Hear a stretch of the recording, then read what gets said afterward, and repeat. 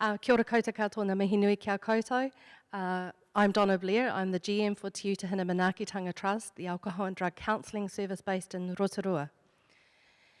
Part of my role this morning is to talk about our service and some of the things that we do as an organisation that support young people in our community. So in order to do that, I will say first, it is difficult for me to talk about young people in isolation of their whānau, because that's not how we work. But I do want to acknowledge all of the services here that are a part of our upbringing, so to speak, our 25-year-old upbringing within our organisation and our service provision. Many of you have supported us along those years, and kia ora e mihi to you. As an organisation, we have a number of contracts. We have a rangatahi contract that services Rotorua, Taupo and Turangi, so quite a rural area as well, throughout to Mangakino and Kaingaroa Forest. So it's quite a large spread. We also have adult contracts based in the Rotorua community, as well as a residential. We've got a 17-bed alcohol and drug residential for the Midlands region with 2 methamphetamine beds. So we've got quite a good throughput. In terms of our rangatahi team, we've got 7 workers that work across the Lakes region, and they're pretty dynamic. So a little bit of our whakapapa, we've got 25-year history providing AOD, like I've said. In that time, we've accessed a number of our community resources. And like I said, we can't work in isolation. So some of our conversation today is going to be based on this. Looking at some of the documents that have been mentioned this morning, improving access to services. One of the things that we're able to do is work differently than some. And I guess that's because we're a Māori organisation, we're also an NGO. What does that mean? It means that we tap into every possible resource. So in this slide here, we've got 2 organisations represented, Te Wairiki Pūria Trust and Te Papatākaro. Te Wairiki Pūria Trust is an organisation that works with rangatahi. So they mostly hold the MSD contracts and also youth justice contracts.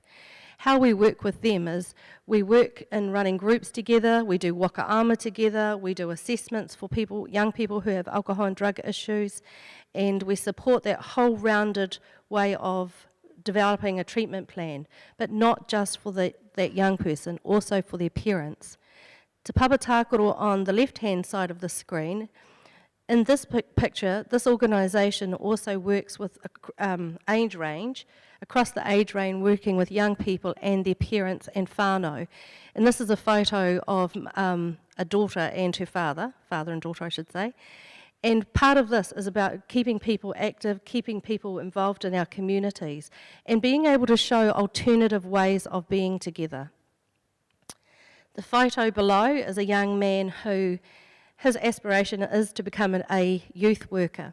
And this is a path that he's completed through one of our organisations here. And on that path, it's about making sure that he's journeying in a way that holds integrity for himself and his whānau. So he's alcohol and drug free. He's very clear what his role in his whānau is. He's very clear how he supports his mum and dad to look after the younger siblings. He's very clear about where he wants to head. And he works with some of the different organisations to ensure that he's on the right track. So as different organisations, we support him in showing him and providing him roles within each of the services so that he gets a clear understanding and idea of where he wants to go. Like many of the services here, we also work in the secondary schools. So a number of our referrals come through the schools. We also work in kaupapa Māori schools. While usually, to get into a kaupapa Māori school, you need to speak fluent Māori, some of the schools accept that not all staff will be able to speak fluent Māori. However, we do work with their whānau, and we translate as best we can, but we do provide alternative support as well. The other area that I wanted to talk about is interagency co-location. One of the areas that we recognised in terms of improving access for our service is also about what's been mentioned in terms of being mobile, being out and about in the community, being in the places where young people are. Is that at the skating what do they call them? The skateboard ramps. Yes, it is. We also hold a number of different open days at those events. So we'll get together with other local services who are promoting activities. We'll have our tent there, we'll have staff there, we'll have our whānau there. So it's not just our youth workers, it will be their whānau as well, it will be our recovery whānau. And so we're there to support what's happening. We also have a number of fun days in our community that we set up ourselves, and we invite different organisations to participate in that.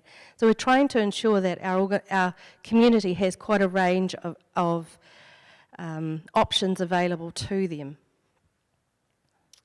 Sharing resources, like I said, this is how we do it. We have the conversation, we meet face to face, we talk with our young people, we get their buy-in, what do they want? So yes, Rhonda, they do help us with our service provision, and they are often interviewed by people who are auditing our service.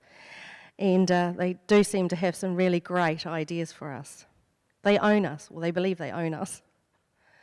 In terms of workforce ready, which was the other area I wanted to talk about, ensuring that you've got a dynamic workforce, what does that actually mean? Well, when I first moved down to Rotorua, I must say I did have a bit of an anxiety attack because there wasn't the alcohol and drug trained people in that community.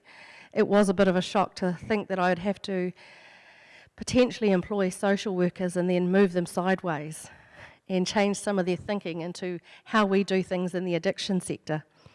Not to say that it didn't work, it did. But when we looked at taking on a youth contract, we were offered the youth contract back in beginning of 2007. We worked with our local DHB planning and funder to employ a range of people who were currently youth workers, passionate about what they wanted, what they were doing, how they saw things, and how did we support them through an education system to ensure they had the relevant qualifications. So we grow people. And in this particular photo up on the top here is one of the ways in which we grow people. This is a particular training, it's takarangi, which is around Māori competency framework, and we invite a range of people from our own staff, whether they be youth, adult, our administration team, our kaumātua, our queer, our young people, a range of different support services that also support us. We invite them to come along and do the same training alongside us. That helps us to grow a bigger understanding of the issues that we try to tackle in our communities. I think Johnny's in the audience. I think you'll see Rawiri there in the front row.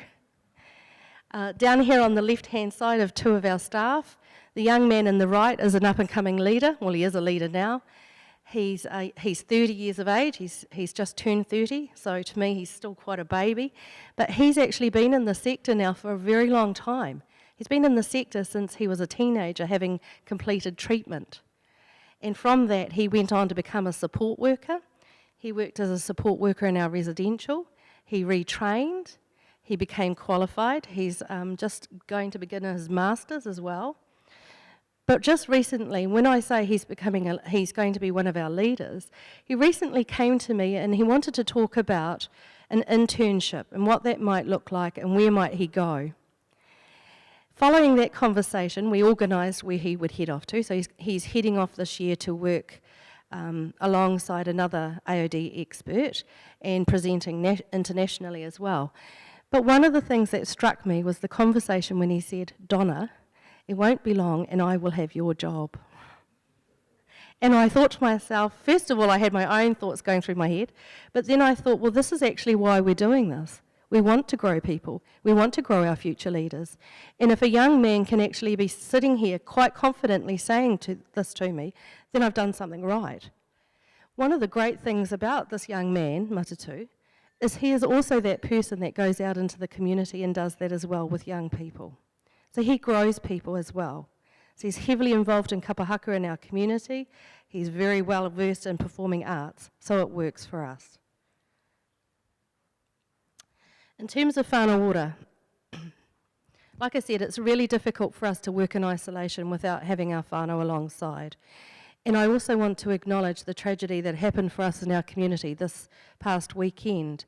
The Tamihana whānau who have lost one of their own, but also the Hanson whānau, and where that's left us as an organisation.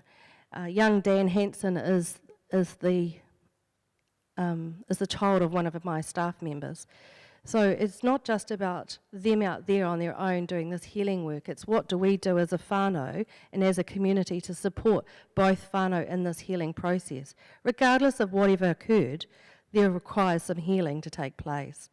And what we're good at in our community is coming together as Māori, working together in large groups and smaller groups to ensure that everyone has their say, whether it be in a positive light, whether it be in a negative light. You are allowed to have your say on the marae. And that is one thing that we bring together and we do it well. In terms of whānau ora, we're part of a whānau ora collective. We have our own whānau ora workers. Whānau ora for us is not someone who works out there that we refer to. They're part of our organisation. So we have them on site, and that's opportunistic. So when you've got people who come in the door with their family members, see, if I use up this time, there's no more time for questions, you see. He didn't know I'd be a rogue. But what happens is that you want to use every opportunistic moment, so we will introduce our whānau ora workers to them and get that going. We see a lot of family doing some really amazing transformation, both young and our adult population. So I don't think we should be seeing people in isolation. Optimising potential. The young man in the middle, Shannon, is also the young man that I showed right in the beginning. Optimising the potential in our communities is about using, like I said earlier, every opportunity. Shannon has come to us through an internship through Te Rau Matatini. That's how we try to grow our workforce in other ways. But Shannon's currently studying. He's also a performing artist, and he's also working on a campaign to reduce bullying. And he works alongside Te Mure and a number of different artists. But one of Shannon's goals is to work with young people in our community through our organisation and by doing it differently. So yes, he will have the relevant qualifications, but he's not employed as a practitioner, he's employed as a social worker. Because as soon as I employ him as a practitioner, he'll have every other little potential box that we might put him in. But if I keep him as a support worker, then he can fly and do things differently. He can engage our young people and bring our practitioners alongside. And that's the beauty of trying to do things differently in the NGO, particularly a kaupapa Māori service. Kia ora.